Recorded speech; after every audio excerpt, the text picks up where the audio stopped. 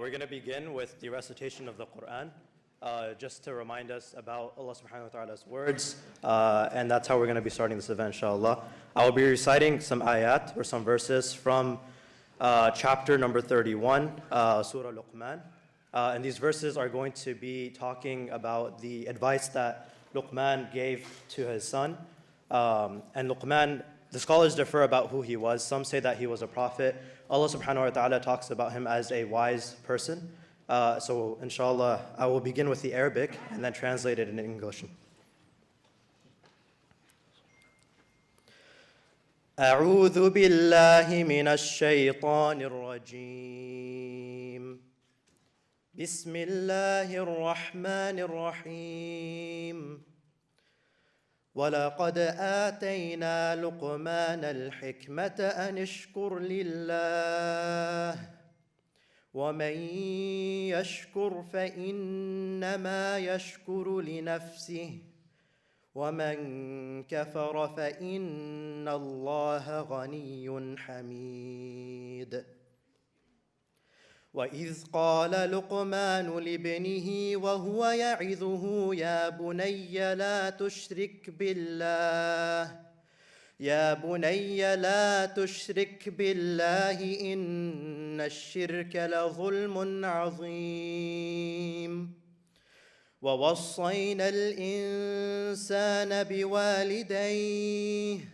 حملته أمه وهنا على وهن وفصاله في عامين أن اشكر لي ولوالديك إلي المصير وإن جاهداك على أن تشرك بي ما ليس لك به علم فلا تطعهما وصاحبهما في الدنيا معروفا واتبع سبيل من أناب إلي ثم إلي مرجعكم فأنبئكم بما كنتم تعملون يا بني إنها إن تك مثقال حبة من خردل فتكن في صخرة أو في السماوات أو في الأرض يأت بها الله إن الله لطيف خبير يا بني أقم الصلاة وأمر بالمعروف وانه عن المنكر واصبر على ما أصابك إن ذلك من عزم الأمور ولا تصعر خدك للناس ولا تمش في الأرض مرحا إن الله لا يحب كل مختال فخور واقصد في مشيك واغضض من صوتك إن أنكر الأصوات لصوت الحمير.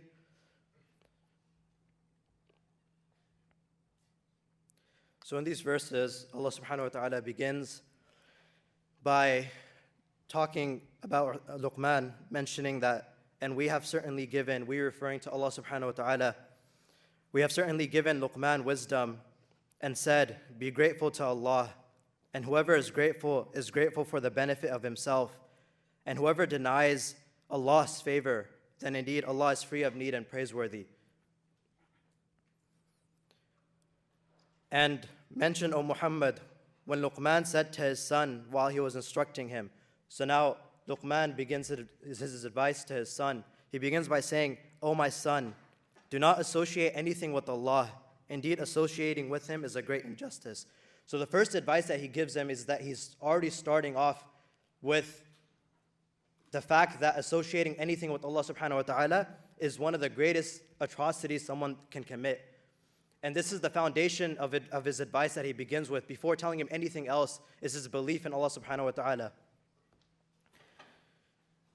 And we have enjoined upon man care for his parents. His mother carried him, increasing her in weakness upon weakness, and his weaning is in 2 years. Be grateful to me and to your parents, and to me is the final destination. But if they endeavor to make you associate with me that of which you have no knowledge, do not obey them, but accompany them in this world with appropriate kindness, and follow the way of those who turn back to me in repentance. Then to me will be your return, and I will inform you about what you used to do. And now Luqman is giving advice to his son about the importance of parents, and how after having your belief in Allah subhanahu wa ta'ala and understanding that you're not allowed to associate anything with Him, the advice he gives them is having kindness towards your parents, regardless of what they tell you to do or how they act towards you, with the exception of them nullifying the first advice that Luqman gave, which was to associate partners with Allah subhanahu wa ta'ala. And Luqman said, O my son, indeed if wrong should be the weight of a mustard seed and should be within a rock or anywhere in the heaven or in the earth, Allah will bring it forth. Indeed, Allah is subtle and acquainted. O my son, establish prayer, enjoin what is right, forbid what is wrong, and be patient over what befalls you. Indeed, all that is of the matters requiring determination. So now he's giving his son the importance of our prayer that we have 5 times a day, and that we need to establish and make sure that we're keeping up with our daily prayers. And the importance of when you see something that is good, that you encourage that good and that you enjoin and be part of that good, and that when you see something evil, you do everything in your power to stop what that evil action is. And do not turn your cheek in contempt toward people, and do not walk through the earth exultantly. Indeed, Allah does not like everyone self-deluded and boastful, essentially warning his son from being arrogant and acting like he is something, when in reality all we are the slaves of Allah subhanahu wa ta'ala. And be moderate in your pace and lower your voice. Indeed, the most disagreeable of sounds is the voice of donkeys. And indeed, Allah subhanahu wa ta'ala has spoken the truth. Assalamu alaikum wa rahmatullahi wa barakatuh.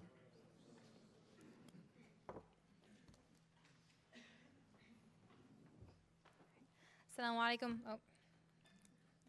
Assalamu alaikum, everyone. Jazakallah khair for coming, everyone. Thank you so much for coming. We really appreciate it. Welcome to the UC Davis Muslim Student Association's very first debate. And we are very excited to be holding it today. And we're very honored that you all took the time on a weekday to come out and listen to this beautiful debate. We're extremely excited to be hosting these 2 amazing debaters who are very kind, very knowledgeable, and have spared their time in the middle of the week to come and speak to us. And with that, they're going to be debating the concept of the existence of God. And before I give them a proper, well-due introduction, I will be passing off the microphone to Ali Dawa, who will be talking about salam.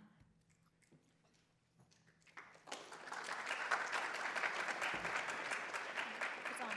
And just also speak into it. Okay, Assalamu alaikum wa rahmatullahi wa barakatuh. Before I start, I want to praise Allah subhanahu wa ta'ala, the most merciful, the most just. All praises, glory and gratitude belong to Him for everything that we do. Salam stands for sharing affection, love and mercy. And that's what we're here to do, inshallah. Specific at the time of age that we live, where hate is being spread by the label given freedom of speech. And this sometimes comes at the cost of innocent people dying. And we saw that at Christchurch, we saw that in London, where we're from, innocent people getting killed, Muslim or non-Muslim. And we want to put an end to this. And one of our objectives is to deconstruct false narratives and reconstruct purer minds. And that's our main objective. And I just want to thank every single one of you guys for coming. You can check our website, salam.org.uk. Inshallah, we're planning on setting up a team in California. This is a beautiful country. We absolutely loved it. The food, is it the macarons? Yeah, raspberry flavor. Absolutely amazing. And I want to thank Brother Ali and the team. Every time I crave it, they get it for me. So inshallah, it'll be a successful debate, inshallah. And we want to thank, I'm not going to say uncle because he looks quite young, mashallah. Brother Edward, yes, for coming. And yeah, inshallah.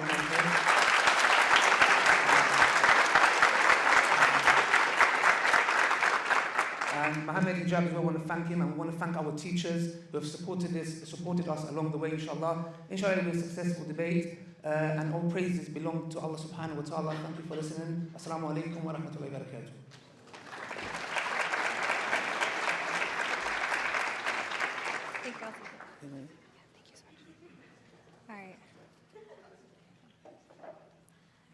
Thank you very much for that. Jazakallah khair. So first we'll be introducing Brother Mohammed Hijab. Mohammed Hijab is a debater and public speaker who engages in discussions and polemics on a wide variety of topics, including religion, politics, and society. He completed a politics degree and a master's in history from Queen Mary University. He has taught and instructed courses on humanities and languages in many contexts. He has numerous ijazas in some Islamic sciences and has studied in numerous Islamic seminaries, including the Shinqiti Institute, which employs a traditional Mauritian style of teaching the sacred sciences. Eddie Tabash, is a constitutional lawyer in the Los Angeles area. He graduated from UCLA in 1973, magna cum laude, with a bachelor's degree in political science. He graduated from Loyola Law School of Los Angeles in 1973. He is the son of an Orthodox rabbi from Lithuania and an Auschwitz surviving mother from Hungary. After decades of spiritual reflection and seeking, he has determined that the universe is natural, with no supernatural being or beings, no god or gods, involved in the creation or perpetuation of our existence. He chairs the board of directors of the Center of Inquiry Transnational, a worldwide organization of secular humanists and scientific skeptics. He is also known for his legal work in separation of church and state cases, in which we seek to preserve the equality before the law of both believers and non-believers. He promotes a secular society based in science, reason, and inquiry. Maintaining strong conviction in this, he's an integral leader to several associations which exist to separate church and state. A part of his work in separation of church and state has specifically been in opposing Trump's Muslims ban. And mashallah, they're both extremely qualified, and we're very, very excited to have them both in this debate. And for this reason, we would like to also request a certain level of boundaries and guidelines for the event, inshallah, to make sure that it goes as smooth as possible for both of our speakers. And that we ask that everyone be as respectful as possible to both of our speakers by doing a number of few things. So we would like everyone to please, if possible, please do not shout, heckle, boo, scream, cause any form of ruckus against either speakers in order to respect their time, their knowledge, and everything that they're doing for us today. If people are causing issues, unfortunately, we will have to have security escort you out in respect for both of our speakers. Also, another request that we have is that if you would like to clap, please feel free to, but only after the speaker is completed with what they're saying, simply because there is a time frame that each of them has to be able to get their points across, and we do not want to disadvantage either speaker by limiting the other speaker's amount of time through clapping and waiting for people to stop talking. And with that said, please, Jazakallah khair, thank you so much for coming. Thank you, everyone. We really appreciate it. And then I will be passing off the microphone to our moderator, which is Adnan Perwez.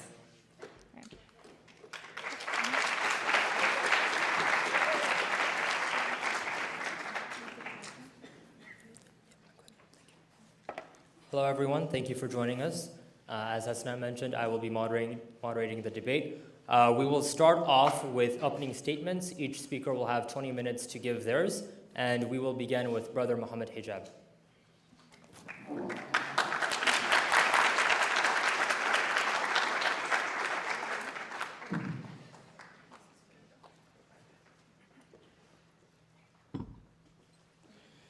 Assalamu alaikum wa rahmatullahi wa barakatuh. First of all, I want to thank every single one of you for coming down here. I want to thank the university, and of course, I want to thank Eddie Tabash, who's a really prolific, formidable opponent, and a very experienced atheist opponent for many years. And so I'm very happy that all of you are here today. To proceed, there's no doubt that there is existence. There is no doubt that there is existence. Existence is divided into two things: possible existence and necessary existence. Possible existence is existence that otherwise doesn't need to exist.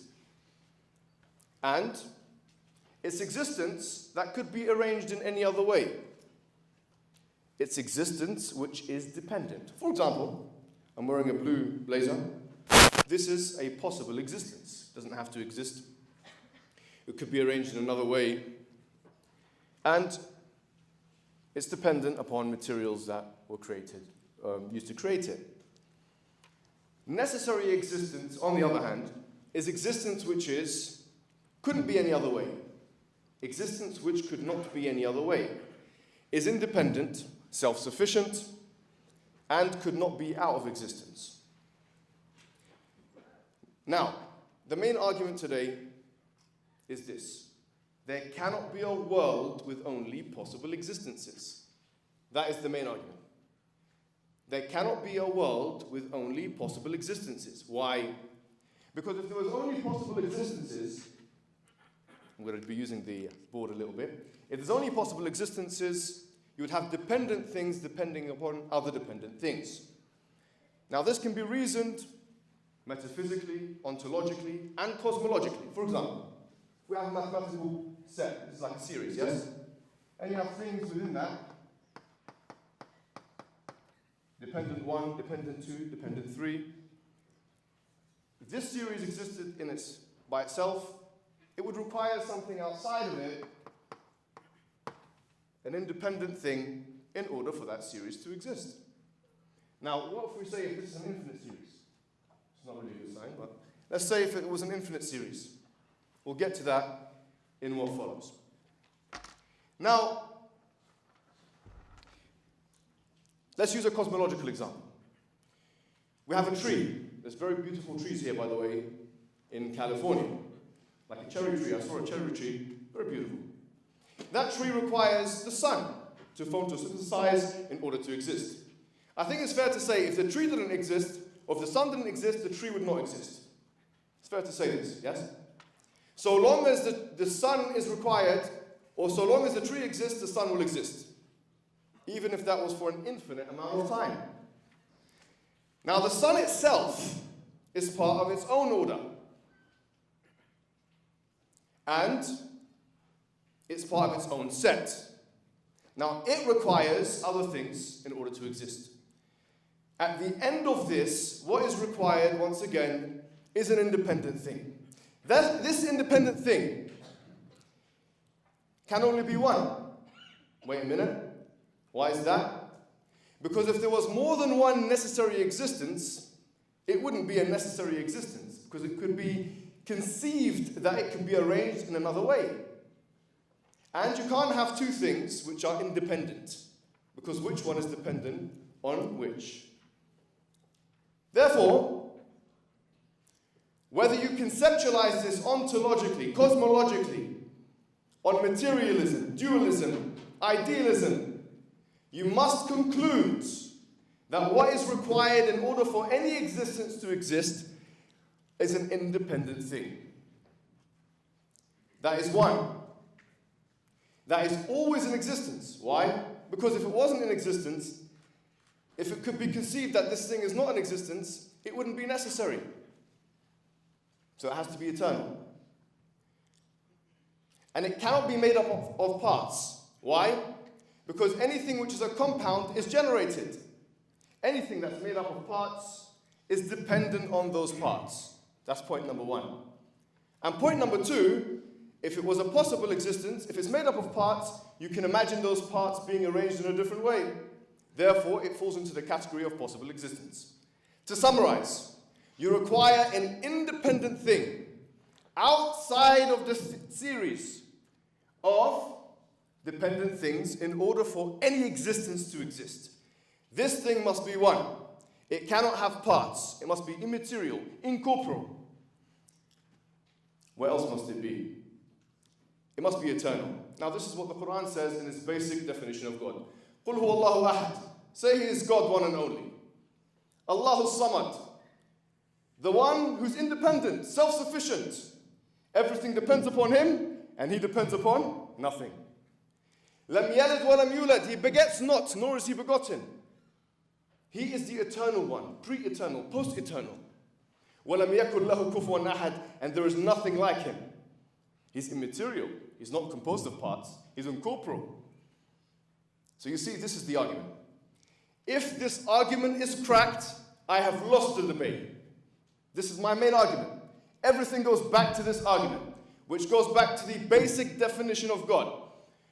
What must be presented is a formulation, whether it's a cosmological one or an ontological one, which shows us how it's possible that only possible existences can exist without the independent. If that's done, I'm ready to be an atheist today.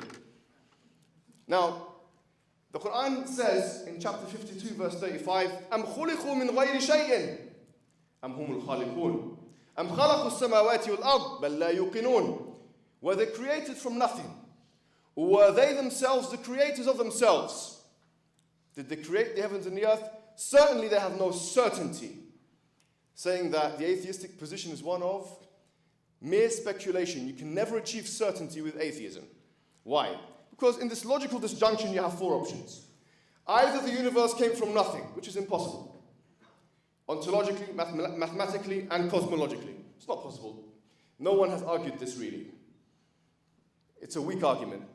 I don't think my interlocutor with his experience will go there. He's very prominent and very experienced. He won't go there.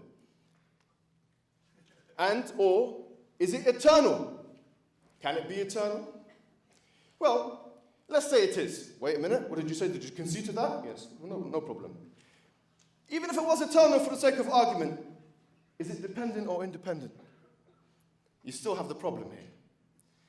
But my interlocutor is a naturalist, so he believes in the beginning of the universe. So that's not a problem for us. What other option do we have? Is it self-created? Like my friend Hamza Zulsus says, is it possible for something to exist and not exist at the same time? He gives the example of a mother giving birth to herself. Is that possible? No, it's not possible. Come on. It's not possible. So the other thing is, it was put into existence by something which had the ability to do so. Now, the question is, what are the attributes of that thing which had the ability to put the universe into existence? How do we reason this? By inference, we say, well, if it had the ability to put the universe into existence, it must have power, because that is required for that kind of thing. It must have creative capacity. It must have knowledge. It must have knowledge. So you see, we start to have a formulation. A question now we have to ask is, why is the universe one way and not another way? It's conceivable, for example, you see you have celestial spheres in the universe. They're rotating in one direction. We can conceive and imagine of the possibility of all of the celestial spheres in the universe going the other way, for example. We can imagine that. So why is the universe one way rather than another way? I will tell you that the only rational explanation for that is that there is an external particularizer of the universe. Say that one more time. That there must be an external particularizer of the universe to choose between different options, possible options. Because then you have no explanation for why the universe is one way rather than another way. You have to have an external sorting agent. You have to have an external what? Sorting agent that decides X rather than Y. Otherwise, the question will be, to the atheist, how can you prove on naturalism, or how can you explain on naturalism that the universe is one way rather than another way? It's a very straightforward question. Now, here's the thing. If we know that there is an external sorting agent, this implies will of this agent. And if there was more than one will, there would be a chaotic universe. As the Quran says, بعد أعوذ بالله من الشيطان الرجيم لو كان فيهما آلهة إلا الله لفسدتا فسبحان الله رب العرش عما يصفون. If there was more than one of them, the universe would have been corrupted. The heavens and the earth would have been corrupted. Chapter 21, verse 22. How? Because if there's more than one will, ultimately, which one is steering the ship? There would be chaotic order. The Quran also says, لَعَلَى بَعْضُهُمْ عَلَى بَعْضٍ in chapter 23, verse 91. If there was more than one Almighty, they would have outstripped one another, attempted to outstrip one another for power. So in other words, you can't have more than one of those things for those reasons as well. And this brings me to my third point, which is the argument of the physical coherence of the universe, which is a Quranic argument. Because today I'm just going to be sticking with the Quran. The Quran says الذي خلق 7 سماوات طباقا ما ترى في خلق الرحمن من تفاوت فارجع البصر هل ترى من فطور ثم ارجع البصر كرتين ينقلب إليك البصر خاسئا وهو حسير. That, chapter 67, verse 3. Look at the universe. Look up in the sky. Look at the sky. Look at the coherence of the universe. Do you see any inconsistencies? Look again. The Quran says, wait a minute. Look again. Let me look. Let me see. Is there any inconsistencies? Now, I thought about this verse. And this verse is telling us that there is a uniformity of nature, a consistency of nature, a coherence of nature. The fact that the universe is uniform and coherent is not known by science. It's presupposed by science. Wait a minute, what did you say? Let me say it one more time. If you look, for example, at any introductory guide to the scientific method, like Hugh Gow, he wrote the illustrated guide to the scientific method. He said that the fact that you have rationalizable actors that can see the universe and see its consistency means that there's a presupposition of science. And what is that presupposition? That science is uniform. That the universe is uniform. It's rationalizable. Albert Einstein said in his letters to Solvin, he said the most incomprehensible thing about the universe is that it is comprehensible. So I'm not making a fine-tuning argument today because we've heard enough of that. Every atheist and every non-atheist has heard this fine-tuning argument. What's this fine-tuning argument? The argument is, look at the constants of nature. Yes? You have these constants which are in a Goldilocks zone of life-permitting range. If they were any way this way or that way, they would not, the universe would not exist, and life would not be possible in the universe. Like Martin Rees wrote just 6 numbers, and he says n, which is capital N, a number, talking about, you know, the natural forces. He says it's a billion, billion, billion, billion. And had any zeros been taken away, yes, then that would have been, the universe would have been completely different. E is another letter that he talks about, the conversion of hydrogen into helium. He says that this conversion is 0.007. Had it been 0.006 or 0.008, we would not exist. This is exactly what he writes. It's not what I'm writing. I'm not a cosmologist. Right? It's what he writes. That's an argument from probability. That's an interesting argument. I think the interesting thing is that many people, theists and non-atheists, accept the fine-tuning of the universe. Stephen Hawking accepted it. Richard Dawkins accepted it. So it's not really an area of controversy. My argument is about the uniformity of nature, the coherence of nature, which is presupposed by the universe, by the scientific method. The question is, therefore, on naturalism, how can you account for the coherence of the universe? You can't say, well, the universe just is, like Bertrand Russell said, because that is a circular argument, frankly. It's a cop-out. I'm asking for an external explanation. We're rational people. We should be able to explain.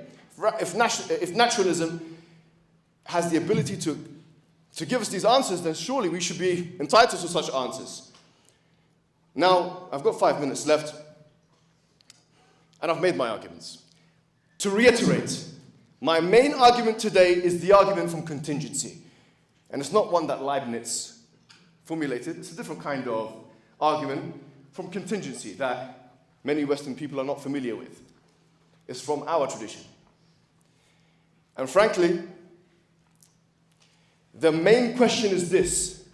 The question is, how can you explain a world, either ontologically or cosmologically, naturally, that only has possible existences?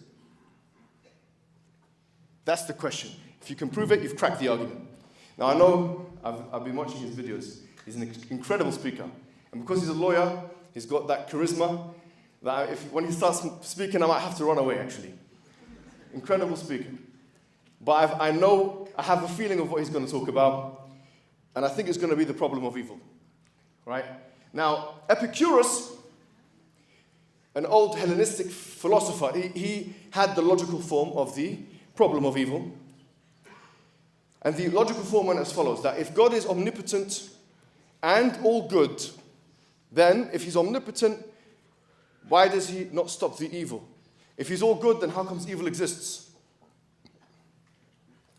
The answer to that question is as follows. I'm going to give it to you right now. God is not just those two things, he's also all-wise. So, in order for the problem of evil, from an Islamic traditionalist perspective, to be unlocked or to make sense from a logical perspective, you have to show logically, or naturalistically, or cosmologically, or mathematically, or inductively, or abductively, any way possible. How evil, the existence of evil, contradicts the divine wisdom. That's how it goes. We don't believe in a God with three attributes, goodness, or two attributes, and omnipotence only. That's not the God we believe in. So we have to show, otherwise it's an emotional argument. Now, the other thing he talks about is the divine hidedness. Why is God hidden from us?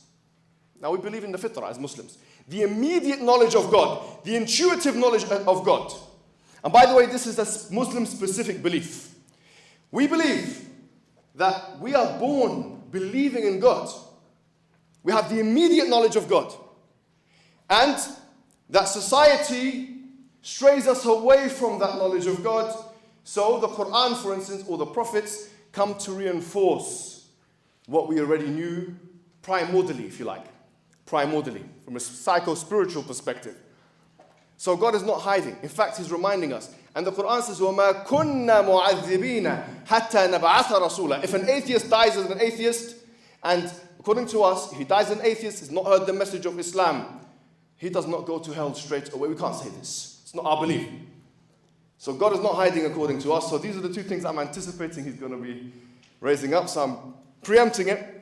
And finally, what I want to say, and we'll talk about this, by the way, the fitrah, the immediate knowledge of God, because there is empirical evidence of that. By the way, Justin Barrett has many interesting books on this.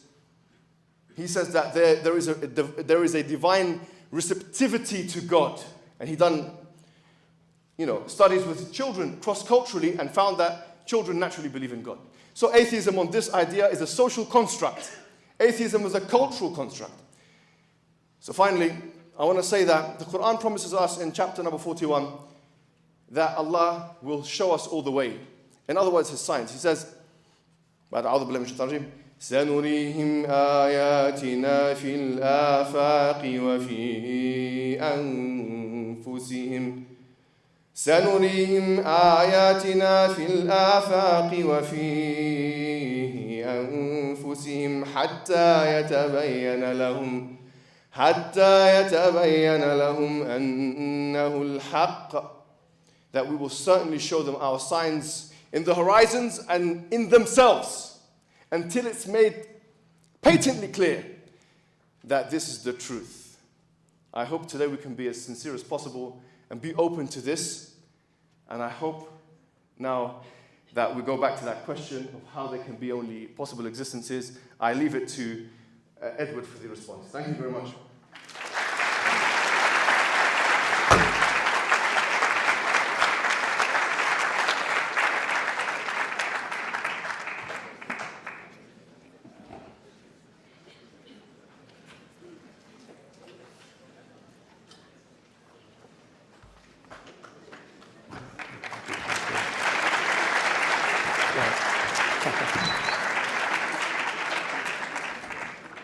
Is there some other mic I'm supposed to be? Okay. Good evening, everybody. I want to thank the Muslim Student Association for putting on this debate, and I want to thank Mohammed for debating me.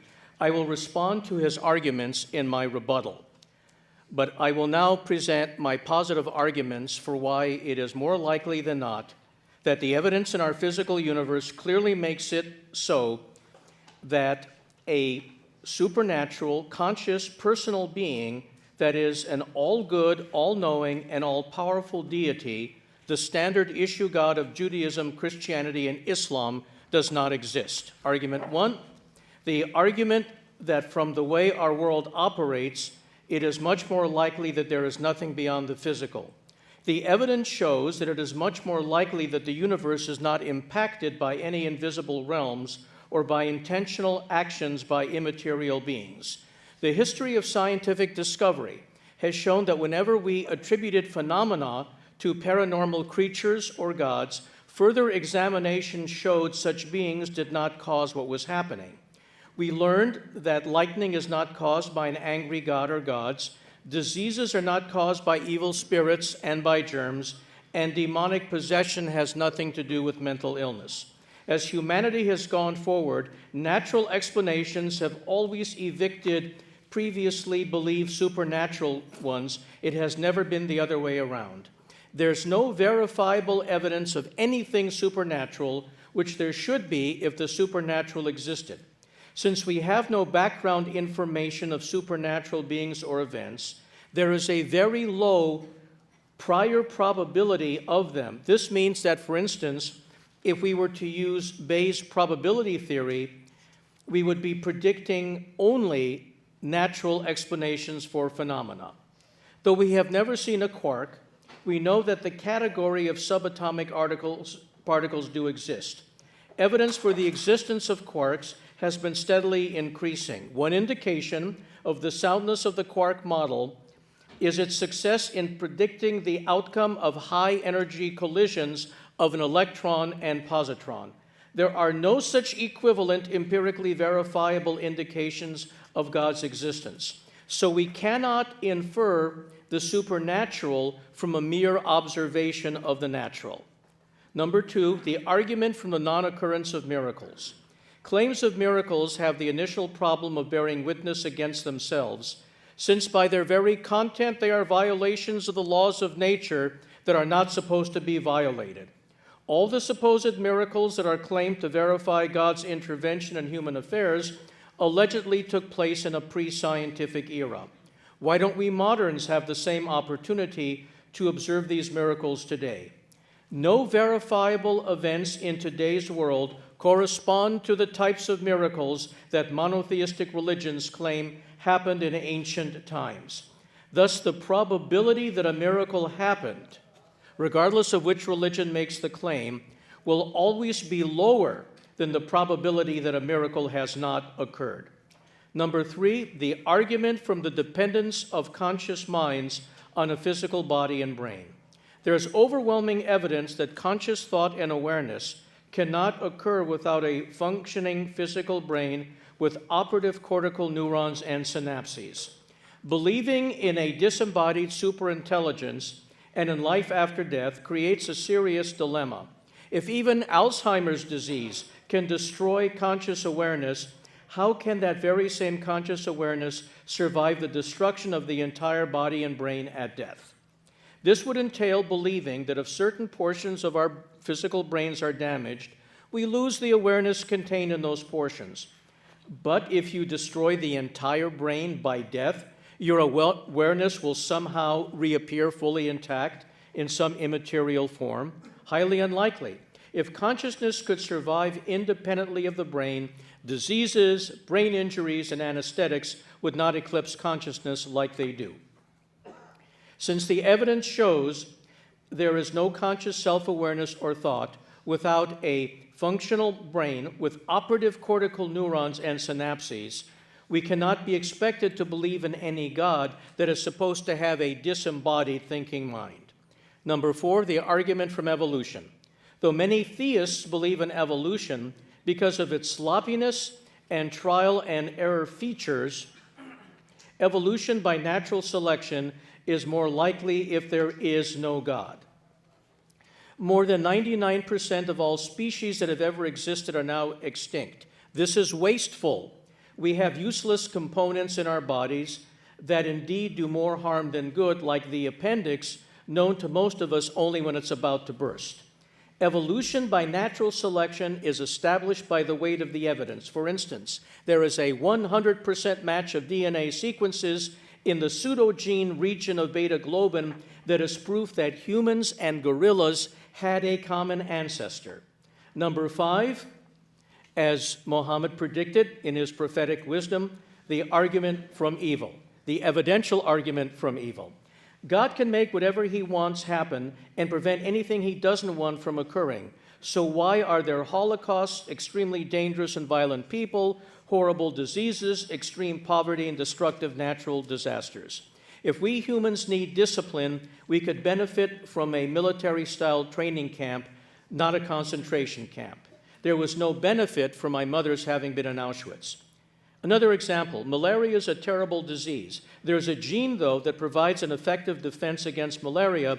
It works by destroying any red corpuscles that have been occupied by any of the types of parasitic protozoans that cause malaria. But if one has inherited this gene from both parents, it also causes sickle cell anemia. Why did God have to set it up this way or allow it to work this way? To attempt to justify or explain the horrendous evil and suffering in the world, the theist must be able to show that God, even with unlimited power, could not have prevented an even greater evil, but for the horrible evil and suffering he actually created or allowed, or with unlimited power, God could not have brought about a very great good, but for the horrible evil and suffering God actually created or allowed.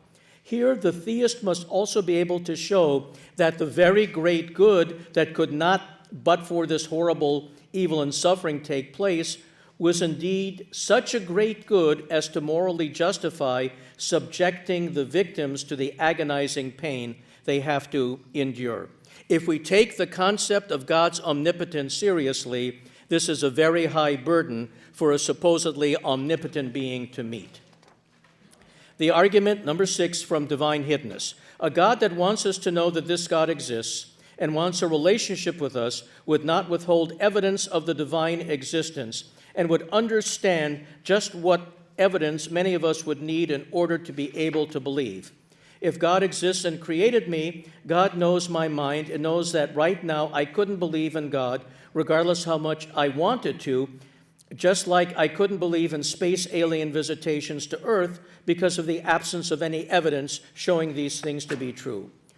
God's not being forthcoming with the evidence that would enable me to believe that God exists, while knowing that I can't believe in the absence of such evidence is more consistent with God's non-existence than with the existence of a God that wants me to know him, her, or it. If your mother told you that your father, whom you've never met or spoken to, loves you very much and wants a father-child relationship with you, but just has been too busy to ever come to see you ever since you were born, let's say around your 18th birthday, you would probably conclude that your dad really doesn't want a relationship with you. We can actually see the reality of human fathers on a daily basis, so even if the dad in the above scenario is always absent, we can believe he exists. We don't have the same evidence that a God exists. So if we are told there is a God who loves us and wants relationship with us, but that God never provides us with direct evidence that it exists, when such an all-powerful God could easily provide that direct evidence, we are justified in doubting the existence of that God and doubting the desire of any such God to want a relationship with us. Divine hiddenness also furthers the argument from evil. If God exists, such a being would know that unanswered questions about why there is so much evil and suffering prevent many of us from believing in such a God. We have a right to expect that a perfectly good God would not allow such horrendous evil and suffering without morally sufficient reasons. If we are not told what those morally sufficient reasons are, then it is more probable that a perfectly good God that wants to be believed in and worshiped does not exist. 6.1, the argument from religious confusion, a subset of divine hiddenness. There is so much disagreement over which religion is true and even over which branch of a given religion is true. If God exists and wants us to know its will and follow divine decrees, we are justified in expecting that this deity would not allow so much confusion over who that God is, what that God wants us to believe in, and what that God wants us to do. The presence of such rampant confusion is more likely if a God that wants us to know its will does not exist. So Catholics believe that when the Pope speaks ex cathedra, he's infallible. Protestants reject the concept of a Pope. If only one of these is true, God should make clear to Christians which one it is.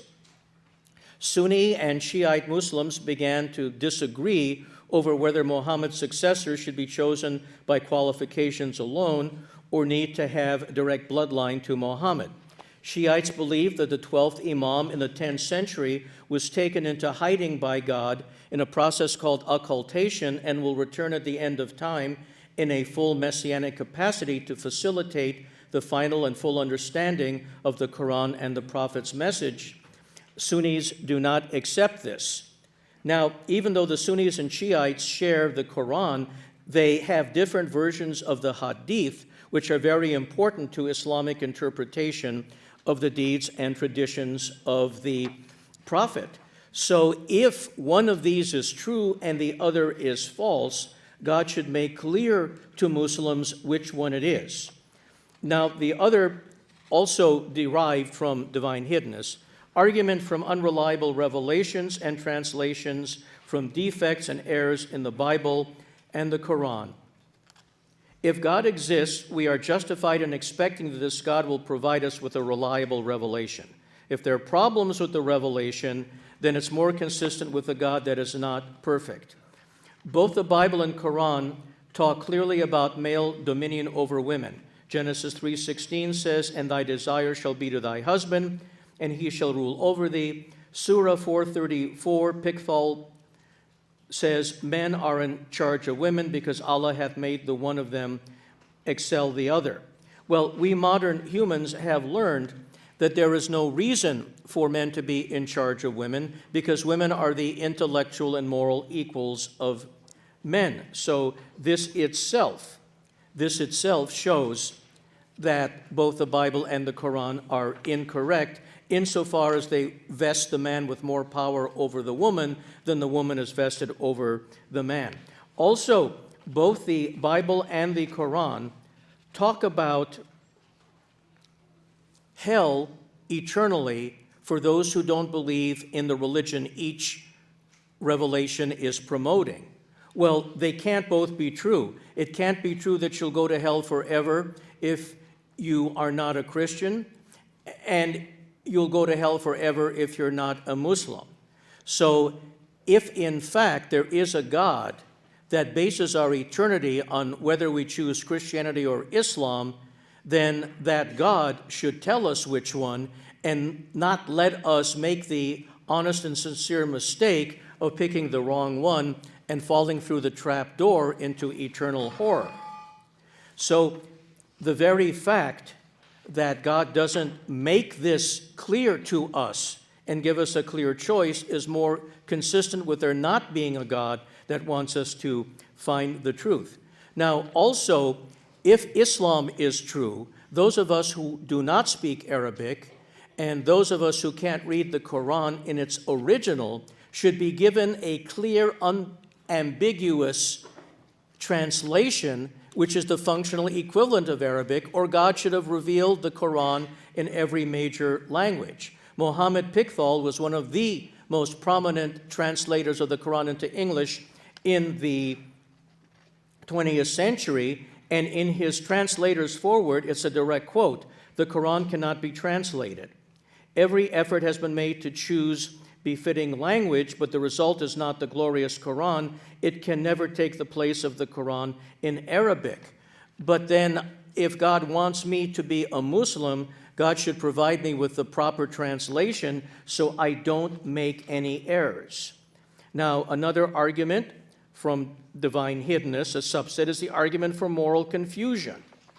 So many people acting in good faith, even members of the same religion, disagree about what is right and what is wrong in a bewildering variety of situations. Both the Bible and the Quran condemn gay sex, but most of us know gay couples, and our reason and experience tell us that same-sex relationships are no worse than heterosexual relationships, just like our reason and experience tell us there's no reason for men to be in charge of women or rule over women, as opposed to women being in charge of men and ruling over men. So if either or both the Quran and the Bible were infallibly true and inerrant, they wouldn't say these things. Argument 7, argument from scale or the argument from human insignificance. 68% of the universe is dark energy. 27% is dark matter. So a scant 5% of the universe is even conceptually accessible by us. Of that 5%, virtually all of it is comprised of empty space, which is instantly lethal to human beings. So 99.359 of the universe is basically off limits to humans. Our galaxy contains around 300 billion stars. Our galaxy is one of 100 billion galaxies in the observable universe, and we have no access to any of this. Mathematically, we are just 1 part in 100, followed by 39 zeros of the universe. There are 20 septillion planets in the universe. That's 20 followed by 24 zeros. Why would God need such a literally astronomical number of excess planets if we are the core of God's creation and concern? The universe is 13.7 billion years old. The Earth is 4.6 billion years old. We humans have been around for maybe 200,000 years. If we are at the center of creation and of God's concern, why did God wait 13.7 billion years for us to appear? An all-powerful engineer would not have needed to suffer this kind of inefficiency. Remember, we are speaking of a God that's supposed to be all-powerful. Argument number 8, the argument against the existence of a transcendent person. A person is by very definition a being who thinks and performs actions, and that in turn requires being in time. So how could God have deliberately created anything if there wasn't an environment of time and space in which to operate sequentially so A could cause B? If the theist says that God exists in and functions in some unknowable metaphysical time, for which of course there's no proof, then the theist is conceding that God is not completely transcendent, since God operates in some nebulous context which corresponds to time. A being that is outside space and time is not working within a framework in which anything can be caused by anything else. So we can see that the overwhelming weight of the evidence in our physical universe makes the predictive power of atheism much stronger than that of theism. We see, for instance, that the universe is not perfect. Most of it is lethal. We also see that within 5 billion years, the sun will burn out, which means the earth will cease to exist. I don't see much perfection in that.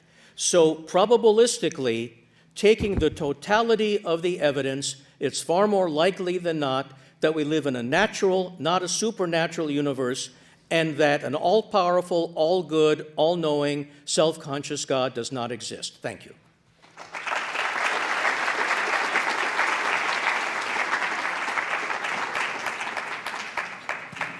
Thank you so much for both of our speakers. The next section will be the rebuttal section. Each speaker will have 10 minutes to counter the other speaker's argument that was presented during the opening statement. We will begin with Mohammed Hijab and then Edward Tabash. So, Mohammed Hijab.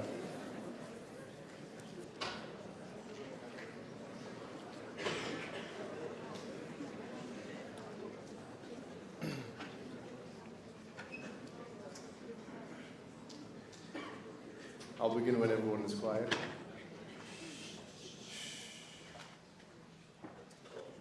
All right, so Edward made 8 points, 8 arguments. I'm going to respond to each and every single one of them. The first one, the verifiable evidence of something which is supernatural, which links to his second point, which is the non-evidence of miracles. I'm going to prove today that Edward believes in miracles. What did you say? Let me say again. Edward believes in miracles. What is a miracle? According to Edward and according to David Hume, it's a violation of the laws of nature. It's a violation of the laws of nature. What is a miracle? Something which goes outside the 5 senses, which can't be really detected by science. Because naturalism, according to the Oxford Concise Companion, or philosophy, is something which can only be seen by science. The Quran responds. It says, وَضَرَبَ لَنَا مَثَلًا وَنَسِيَ خَلْقَهُ قال من يحيي العظام وهي رميم قال يحييها الذي أنشأها أول مرة وهو بكل خلق عليم. He says, they say to us, they say, he struck an example, and they say, who's going to raise the dead when it becomes dust? The one who gave it life the first time. Now let's think of this. Have we ever seen the transition from chemistry to biology? No. This is referred to as abiogenesis. Yes? When chemistry becomes biology. Every study of biology presupposes this. Because if there's no such thing as a movement from chemistry to biology, there cannot be biology. Therefore, the dead became the living. Have you seen that? No. Have you sensed that? No. Is it scientific? No. Do you believe in it? Yes. It's a miracle. Just like Jesus raising the dead, it's a miracle. Just like the day of resurrection, it's a miracle. So just as all of those things will happen, the Quran says you can believe in all of that. It's premised on the movement from a non-living chemistry to a biology. You believe in it. We all believe in miracles. If that is how it's defined, and that's how he defined it. Number 3, the dependence of conscious minds on the brain, which is a philosophical discussion, frankly. Raymond Tallis, who wrote a book called Aping Mankind, he's a neuroscientist. He asked the question, if consciousness is in the brain, where is it in the brain? What's the natural explanation for where consciousness is in the brain? Really, frankly, the idea that you can lose consciousness through anesthetic and then being not in a state of consciousness is refuted by dreams, the existence of dreams. I close my eyes, but I see. How can you explain dreams? This is the problem of hard consciousness, the hard problem of consciousness. You can't bypass the academics. This is something that philosophers have been talking about since time began. Number 4. That the argument from evolution doesn't contradict theism. But which evolution are we talking about? Darwinian evolution after the 1960s? One thing will refute this. The problem of induction. Science has the problem of theory-ladenness, of induction, of interpretation, all of these things. You can't say that it's definite, and he didn't say that. He was careful in his wording. He says most likely. But that could be reformulated. If new data is found, it could be reinterpreted. It has been reinterpreted. In fact, there's more likelihood that our evolutionary conceptions will change. So you can't really use this as an argument. The argument from evil. What is evil? Here's the thing, ladies and gentlemen. On naturalism, evil does not exist. It's a cultural construct. It's a social construct. Look at the works of Bertrand Russell, of Nietzsche, postmodernists. Even Richard Dawkins in The Blind Watchmaker, he says there's no such thing as good. There's no such thing as evil. It's all pitiless indifference. That's what he says. Why? Because on naturalism, you cannot put morality under a microscope. There's no way of ascertaining that there is any morals on naturalism. There is no objective morality. What evil are you talking about? But for the sake of argument, let's say, okay, fine, evil exists. But we said it's not incompatible with wisdom of God. The Quran says again, هو الذي خلق الموت والحياة ليبلوكم أيكم أحسن عملا. He's the one who has created life and death to see which one of you is best in deeds. If there was no evil, there would be no test. If there would be no evil, there would be no free will. What's the point of life then? What is the purpose of this? كل نفس ذائقة الموت ونبلوكم بالشر والخير فتنة وإلينا ترجعون. Everyone is going to die. Quran says, wait a minute. Everyone's going to die. I'm going to die. Eddie's going to die. You're going to die. And we will test you with good and evil as a test. And then you'll come back to us. It's a test. Without evil, there is no test. Next, divine hiddenness. We've already covered this. The fitrah. We're all born with the predisposition of God. There is evidence for this. Paul Bloom, Justin Barrett, many people have already said, we have analyzed empirical evidence of children, what is their natural instinct? It's mentioned, Justin Barrett says, they have a natural receptivity. They have a natural receptivity to the divine. A non-anthropomorphic God, not Jesus. not Buddha. We have natural inclination to God. And then that's reinforced by the prophets. That's the Islamic narrative. The prophets came to remind us of what we already knew. It's a dhikr. The Quran is a reminder. Just like if you were separated from your parents or your mother, and then you're reunited with her, she is by natural instinct. And the same thing with God. So we talked about divine unreliable revelations. I agree with this point. There are unreliable revelations, but I would want to see how that is the case with the Quran. There was no argument there. Chapter 4, verse 34, it's a bad translation, man in charge of women. There's only one translation, I think, or two. It's men are maintainers and protectors of women. And frankly, if you didn't believe this, you wouldn't draft men to the army in America. Men protect women, and they have done so.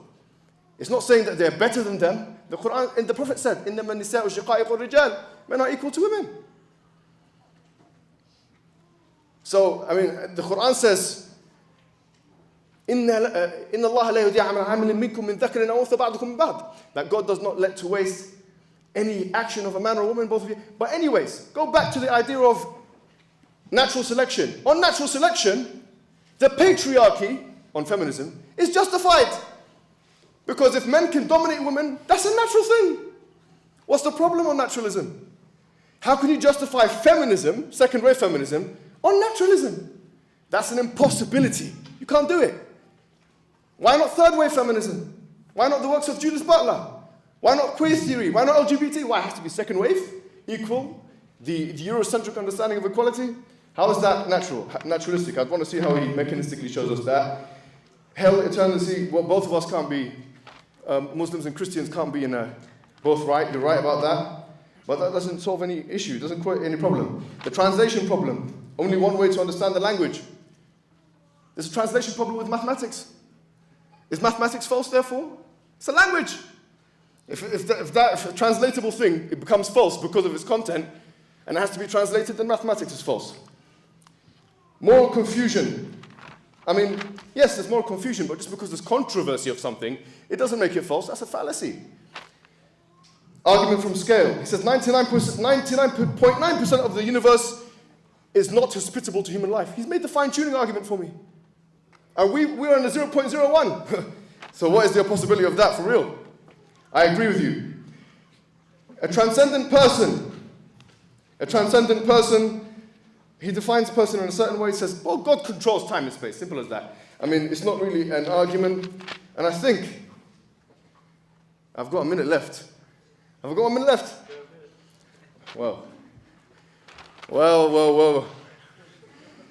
You know, here's the thing, guys. Don't be swayed by the red herring.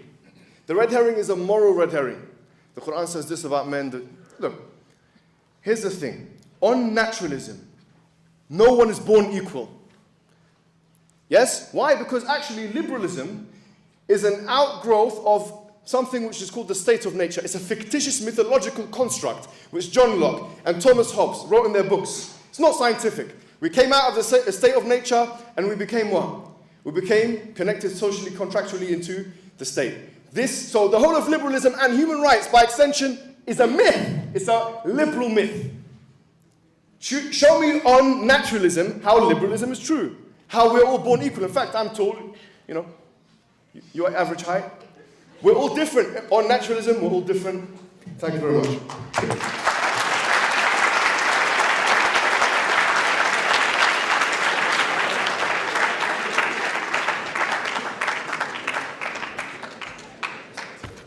Mohammed initially said that his main point tonight was the argument from contingency.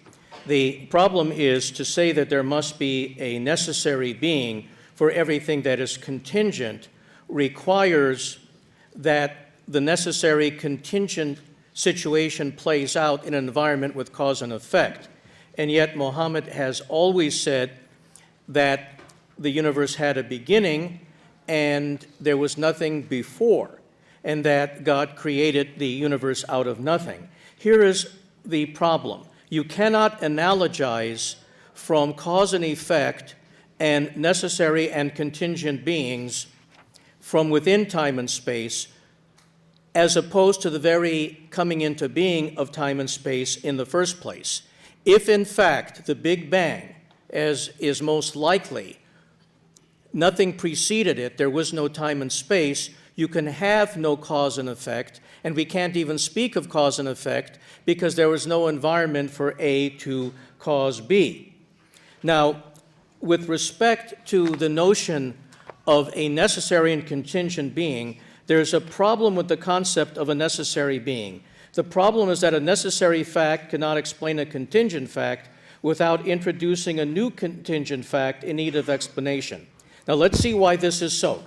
If a necessary fact cannot explain a contingent fact except by entailing it, because any fact entailed by a necessary fact must itself be necessary. However, the necessary fact does not entail the contingent fact, then the explanatory connection it has to the contingent fact must be a contingent one, which introduces a new contingent fact in need of explanation. And if the defender of the argument replies that this new contingent fact can also explain by the necessary fact, then the same reasoning will apply, introducing yet another new contingent fact in need of explanation, and so ad infinitum. But the whole reason for introducing necessary fact in the first place was to avoid an infinite regress of explanations. Now, Muhammad said that we cannot even call something evil unless we have a moral foundation, implying that objective moral values can only exist with a supernatural being.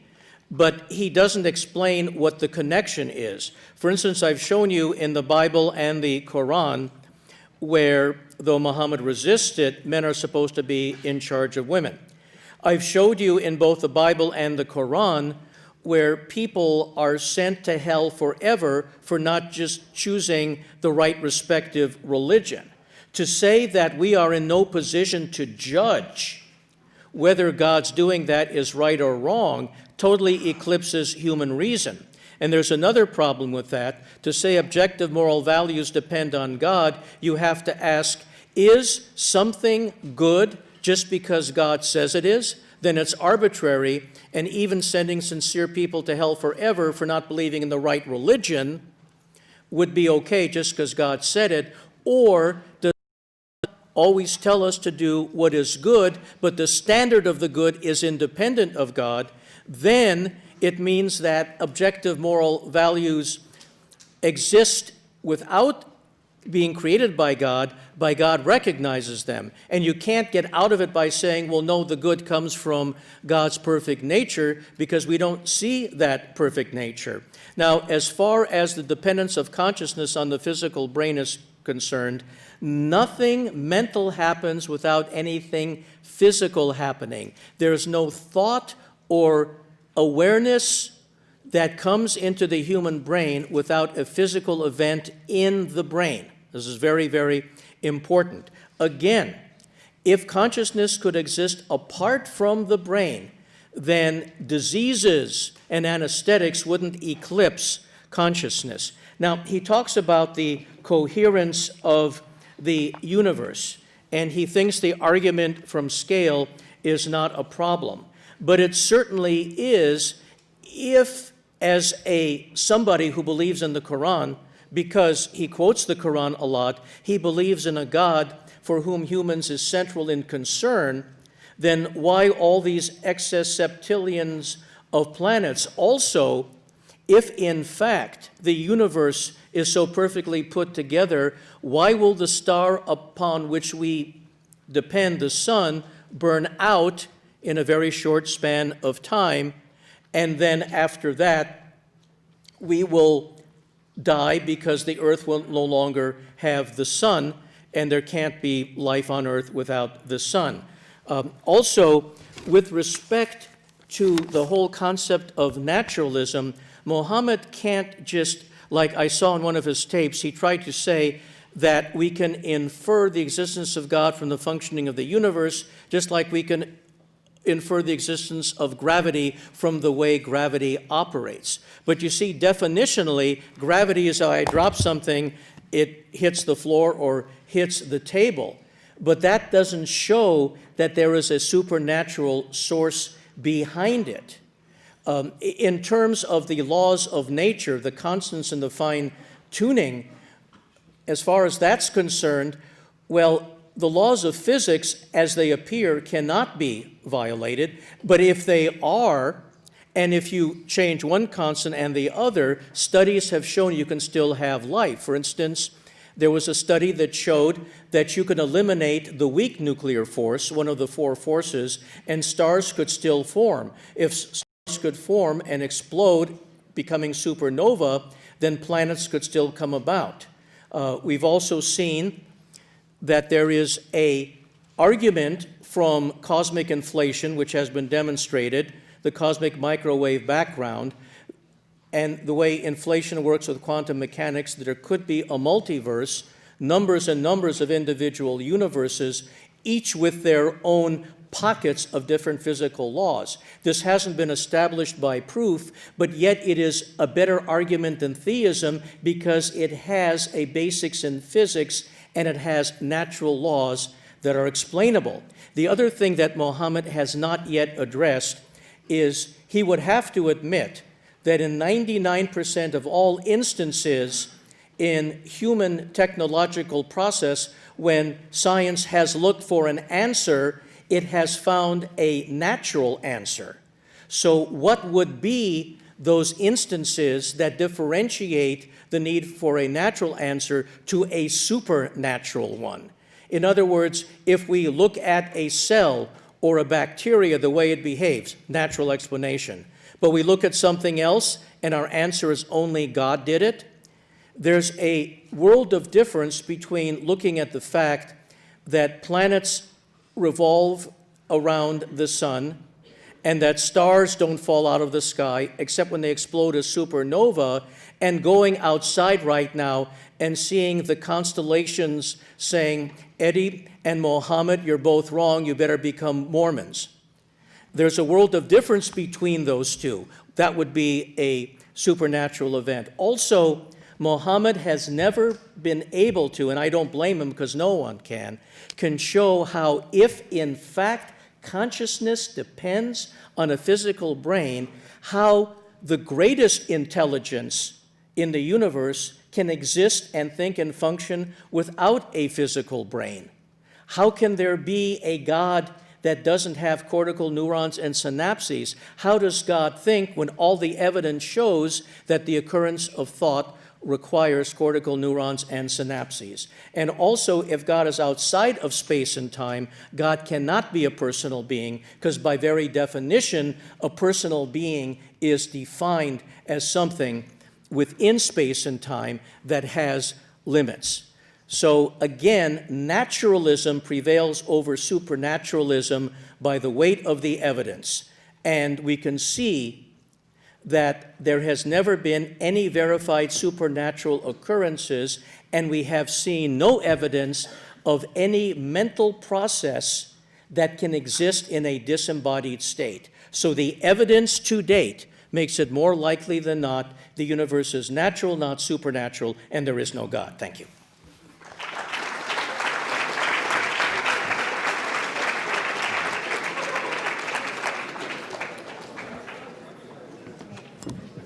Thank you very much to both of the debaters, both Brother Mohammed Hijab and Edward Tabash. So the next session would be the question and answer between them both. However, just because of the timing and because Maghrib